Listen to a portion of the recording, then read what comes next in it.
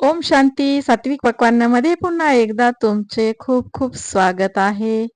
आज अनेक दिवसांनी मी हा व्हिडिओ अपलोड केलेला आहे.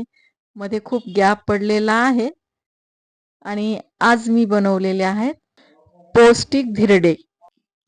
हे धिरडे कसे बनवले त्यासाठी पूर्ण व्हिडिओ पहा. यासाठी घेतलेलं आहे बाजरीचं पीठ. हिवाळ्यामध्ये मुद्दामहून बाजरी खाल्लीच पाहिजे. एका बाउलमध्ये मी 1.5 कप पीठ घेतलेलं आहे आणि या पिठामध्ये घेतलेला आहे पत्ता कोबी. तो चांगला चिरून घ्यायचा. मी लांब लांब चिरून घेतलेला आहे. त्यामध्ये टाकलेला आहे फुलकोबी. तो देखील लहान लहान तुकड्यामध्ये चॉप केलेला आहे. कोथिंबीर घालून घेतलेली आहे. काही पुदिन्याची पानं देखील घातलेली आहेत.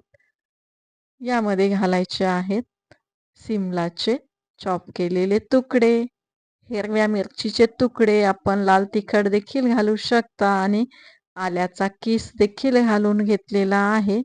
यामध्ये आपण हव्या त्या भाज्या घालू शकतो.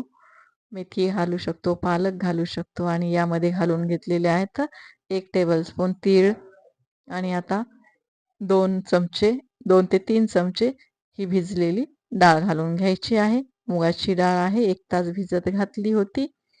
जेवढं होईल तेवढं आपल्याला हेल्दी बनवायचं आहे याला आणि मुलांनी देखील आवडीनं खावं. सहसा बाजरीची भाकरी केलेली मुलं खात नाहीत, त्यामुळं अशा काही युक्त्या आपण काढायच्या. आपणही खायचं, मुलांनाही खाऊ घालायचं. यामध्ये जिऱ्याची पूड घातली, हळद घातलेली आहे आणि चवीनुसार मीठ. त्यामध्ये 2 चमचे दही घालून घेतलं आणि आता हे चांगलं हाताने आपल्याला मिक्स करून घ्यायचं आहे. अजूनही तुम्ही माझं चॅनल सबस्क्राईब केलं नसेल तर सबस्क्राईब करा, बेल आयकॉन दाबा. नवीन व्हिडिओच्या नोटिफिकेशन्स मिळतील आणि ज्यांनी माझ्या चॅनलला सबस्क्राईब केलेलं आहे त्यांचे मी खूप खूप आभार मानते. आणि आता यामध्ये थोडं थोडं पाणी घालत अशा पद्धतीनं हे बॅटर आपल्याला बनवून घ्यायचं. यामध्ये अजून थोडंसं पाणी टाकायचं जेणेकरून ते तव्यावर टाकल्यास लवकरच पसरेल.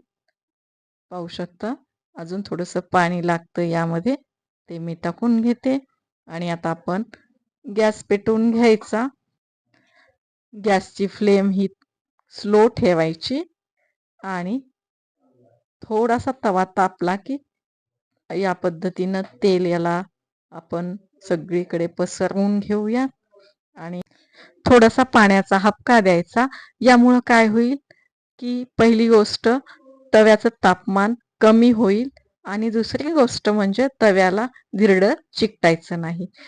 तुम्ही साधा तवाही देखील घेतला तरीही चालेल आणि त्यावरही अशाच पद्धतीची प्रोसेस करायची.